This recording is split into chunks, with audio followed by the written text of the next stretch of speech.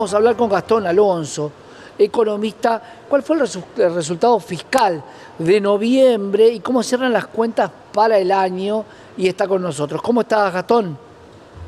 Hola Santiago, ¿cómo estás? Buenas tardes, gracias por el contacto. Un placer, Gastón. Bueno, ¿cómo cierra este noviembre?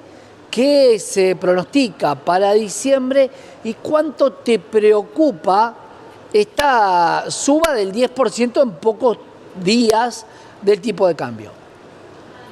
Bien, en línea con lo que venimos viendo a lo largo de todo el año, más allá que falta el resultado de diciembre, noviembre volvimos a tener un superávit fiscal, esta vez por más o menos 1,3 billones de pesos, que luego del pago de intereses se transforma en un superávit financiero de 357 millones de pesos, con lo cual ahí no cambia mucho la ecuación. Suma el gobierno en lo que va del año, entre enero y noviembre, un superávit primario del 2,1% del PBI y un superávit financiero del 0,6% del PBI. Esto es importante destacarlo porque la última vez que el gobierno tuvo un superávit financiero y primario fue en 2010, ¿no? Con lo cual, después de 14 años, volvemos a tener una estabilidad de las cuentas que obviamente hay un consenso general ahí de que es una de las condiciones necesarias para estabilizar la macroeconomía, sobre todo por esto que veníamos discutiendo hace un tiempo de la emisión monetaria, lo necesario para respaldar el agujero que veníamos teniendo en el gobierno. Ahora bien, siempre lo que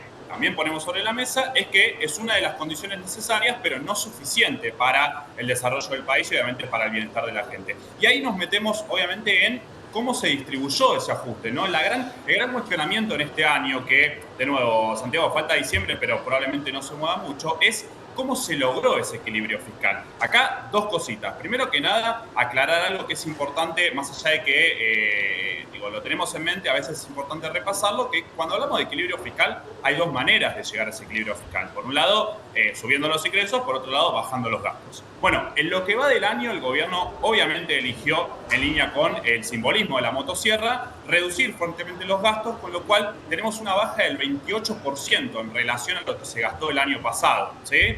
En los ingresos tenemos una baja del 7%, con lo cual ahí quedó más que claro que el equilibrio fiscal al cual apuntó el gobierno y con el cual va a cerrar este primer año de gobierno, tuvo el ojo más puesto por el lado de los gastos. Ahora, cuando hacemos un doble clic nuevamente y vemos cómo se pagó ese ajuste, la línea de, la reducción del déficit lo va a pagar la casta, va a caer sobre la casta, etcétera, etcétera. Cuando vamos a los números, nos encontramos con que la situación es bastante más diferente a lo que mencionan tanto el presidente como el ministro de Economía, ¿no? Por ejemplo, el 36% del ajuste recayó sobre las prestaciones sociales, dentro de las cuales tenemos, por ejemplo, las jubilaciones, ¿no? Que son gran parte del gasto Claro. del gobierno. Esto es, de cada 100 pesos que se ahorró el gobierno este año, 36 pesos correspondían a jubilaciones y a los planes sociales, ¿no? En general. Hay algo a destacar, obviamente, que ya sabemos y se viene comentando mucho, es importante resaltarlo, lo que es la AUH, la Asignación Universal por Hijo, tuvo un crecimiento interanual en términos reales del 5%, pero ojo, porque hay otros programas, como por ejemplo el Potenciar Trabajo, como el programa Acompañar y otro tipo de programas que también ayudan a los sectores de ingresos más bajos, que tuvieron bajas en torno al 32% en lo que va del año, ¿no? Entonces, ahí balanceemos la cosa, entendamos un poco cómo está llevando las cosas de cara adelante el gobierno. Es cierto que la UH tuvo un crecimiento muy importante, inclusive mayor que lo que tuvo el gobierno anterior, pero otros programas como el Potenciar Trabajo, como el Acompañar, bueno, tuvieron bajas muy Claro. fuertes cuando comparamos contra la inflación, ¿no? Y el gasto puesto el año pasado. Me quedo, Luego, ahí Gastón, sí. me quedo con algo que quiero que analicemos juntos, porque quien nos está escuchando en su casa dice, bajó 28% el gasto, pero también el ingreso cayó 7%. ¿Qué hubiera pasado? Si subía el 7, no era necesario el 28 de gasto. Por eso la gran pregunta es, ¿por qué el ingreso termina cayendo y el gasto también? Si es una ecuación desde la ideología política, tratar de generar más ingreso, o si la baja del gasto provoca el menor ingreso. ¿Por qué digo esto? La baja del gasto genera menor poder adquisitivo y menos consumo, que se traduce en ingreso. Totalmente. Bueno, ahí tiene que ver, entendemos nosotros, Santiago, que viene por la línea ideológica del gobierno de esta idea de que la baja de los impuestos va a favorecer en general a la sociedad. Lo hablábamos hace 2 semanas, cuando vimos el dato de recaudación, un dato que obviamente volvió a salir el día de ayer con el resultado fiscal, gastos e ingresos, que es que bienes personales, por ejemplo, tuvo una baja del 40% interanual. Ahí tenés, por ejemplo, un ingreso que se criticó mucho cuando se planteó el paquete fiscal, que es, che, ok, vayamos a un equilibrio, pero no bajemos los ingresos y sobre todo no bajemos impuestos que recaen sobre el decil más alto de la población, es decir, sobre la gente que tiene mayores ingresos. Ahí hay un punto fundamental y el otro punto obviamente venía vinculado a el impuesto a las ganancias, ¿no? Ahí sí el gobierno, cuando arranca, teníamos más o menos 5 puntos del PBI para reducir y para llevar a cero si queríamos llegar a un equilibrio fiscal. Cuando se planteó la ley de bases, en lugar de hacer un recorte del 5%, se planteó un recorte un poco menor y una suba por el lado de los ingresos. ¿Dónde está la suba por el lado de los ingresos? Bueno, en la restitución del impuesto a las ganancias que se incluyó en el paquete fiscal. Obviamente, ayer justamente el ministro de Economía hablaba sobre esto porque tenemos que ver hacia adelante qué es lo que viene y se está hablando, el presidente lo comentó el 10 de diciembre en la cadena nacional, de una baja del 90% de los impuestos el año que viene, ¿no? Como... Sí, en cantidades. En cantidades. Efectivamente. Y ahí hay un problema que es que el presidente en general engloba todos los impuestos con las tasas municipales y los impuestos provinciales en una misma situación, ¿no? Nosotros sabemos que en Argentina hay alrededor de 140 impuestos, pero contemplando los impuestos nacionales, los impuestos provinciales y las tasas municipales. Son 3 cosas diferentes y de hecho el gobierno nacional obviamente tiene competencia únicamente sobre los impuestos a nivel nacional. Ahí se viene un desafío para el año que viene porque no es tan sencilla la reducción de impuestos como recorto y me quedo con 5 tipos de impuestos como ha planteado el presidente y el mismo ministro de Economía el día de ayer, sino que hay ciertos regímenes como por ejemplo el monotributo que simplifican y hacen que la gente a partir del pago del monotributo esté pagando a la vez jubilaciones, obra social y todo lo que tiene que ver con el IVA y ganancias, ¿no? Entonces, de cara al año que viene hay un escenario bastante desafiante por los impuestos, ni que hablar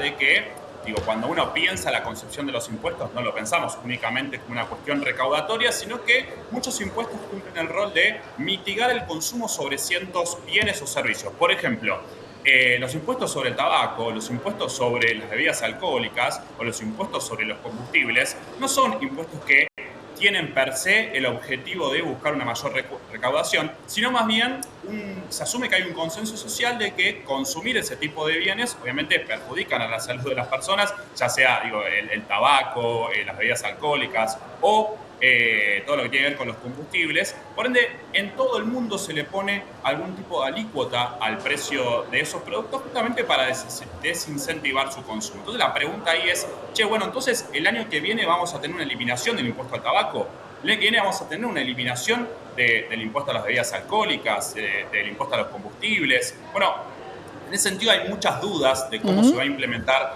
esa quita que mencionó el presidente el 10 de diciembre. Bueno, veremos qué pasa ahí adelante. Obviamente, claro. Ahí el ministro de Economía... Sí. Gastón, te quiero preguntar, si esto fuera un partido al mejor de 4, este es el primer resultado donde tenemos una baja del 28 y una baja del 7 en ingresos.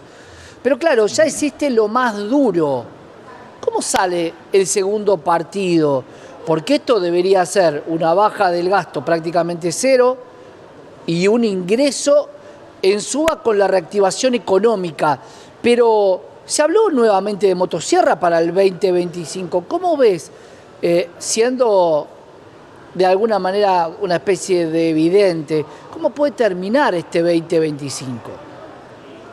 Bien, para el 2025 lo que plantea el gobierno es justamente, como vos decías, Santiago, a través de la reactivación económica, un fuerte crecimiento económico. Recordemos para la gente, cuando crece la economía, crece fuerte la recaudación. ¿Por qué? Porque, por ejemplo, el IVA, que es el impuesto que más conocemos y el que obviamente mayor recaudación implica, mayor proporción de la recaudación total implica, bueno, si crecen las ventas va a crecer. Entonces, Lo que planteaba el mismo ministro el día de ayer es, nosotros en la medida de que nos crezcan los ingresos y que mantengamos los gastos estables o inclusive que lo bajemos un poquito, vamos a tener un superávit. ¿Qué vamos a hacer con eso? ¿Vamos a meter plata en la calle, a los jubilados, a la obra pública? No. Lo que vamos a hacer con ese excedente es reducir impuestos. Por ejemplo, un impuesto que está muy en boga, sobre todo el sector, obviamente, agropecuario, que lo está planteando hace tiempo, la eliminación de las retenciones. Bueno, ayer el ministro de Economía dijo que no puede establecerle tiempos a esa definición, así como no le va a establecer tiempo a la salida del cepo, pero sí va a poner ciertas condiciones. Cuánto miedo, ¿no?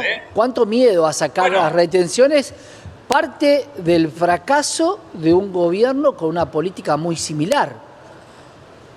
A ver, totalmente, digo, siempre ellos lo planteaban en campaña de que las retenciones eran distorsivas, de que los impuestos no los iban a subir. Bueno, vinieron con la restitución del impuesto a las ganancias, que es discutible si está bien o no. Digo, nosotros analizamos cuál fue el discurso del gobierno en las elecciones, en la campaña del pasado, y cuál fue finalmente el que se aplicó.